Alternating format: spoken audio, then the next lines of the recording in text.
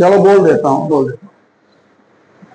जिला कांग्रेस कमेटी के अध्यक्ष और जिला साहू संघ के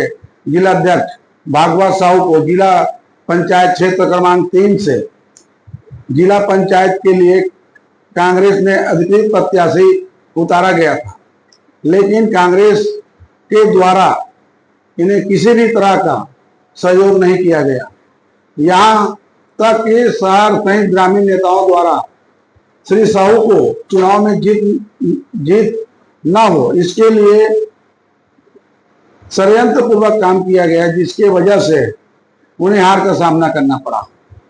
तत्कालीन लोकसभा प्रत्याशी एवं विधानसभा प्रत्याशी राजनांदगांव, साथ ही वर्तमान विधायक डोंगरगांव व डोंगरगढ़ एवं पूर्व जिला अध्यक्ष नवाज खान के द्वारा सामूहिक नेतृत्व में षड्यंत्र पूर्वक साहू समाज के प्रत्याशी को हराने के लिए धन बल बहुबल का भरपूर प्रयोग करते हुए कांग्रेस के अधिकृत प्रत्याशी भागवत साहू, जो कि वर्तमान में जिला कांग्रेस कमेटी के अध्यक्ष, जिला साहू संघ के अध्यक्ष को बदले की भावना को ध्यान में रखकर बागी प्रत्याशी अंगेश्वर देशमुख को विजयी बनाने में सफल हुए। इस संभावित स्थिति को ध्यान में रखकर छत्तीसगढ़ के पूर्व मुख्यमंत्री को पत्र एवं मिलकर उचित निर्णय लेने का निवेदन पत्र के माध्यम से 3 फरवरी को अवगत कराया गया था। उसके बावजूद उनके द्वारा बैठकों के माध्यम से मुझे भ्रमित करते रहे और बागी प्रत्याशी को मदद करते रहे। इस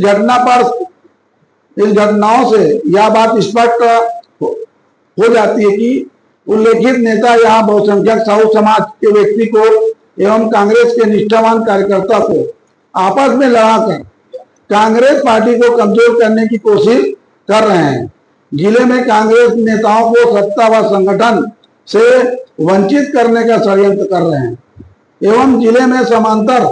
संगठन चलाकर पार्टी को क्षति पहुंचाने का कोई कसर नहीं छोड़ रहे हैं। उक्त परिस्थिति को ध्यान में रखते हुए संगठन के जिला अध्यक्ष को न्याय न मिलने की परिस्थिति में जिले के छोटे छोटे कार्यकर्ताओं को न्याय दिलाने में मैं अपने आप को असमर्थ महसूस कर रहा हूं। उक्त घटना से पूरी तरह मैं आहत हूं। जब कांग्रेस पार्टी के बड़े जिम्मेदार लोग ही पार्टी को क्षति पहुंचाने में लगे हैं, ऐसे परिस्थिति में मैं वर्तमान जिला कांग्रेस अध्यक्ष के पद से मुक्त होना ही उचित समझता हूं एवं अध्यक्ष पद से इस्तीफा देता हूं एवं एक साधारण कार्यकर्ता के रूप में कांग्रेस पार्टी का काम करता रहूंगा।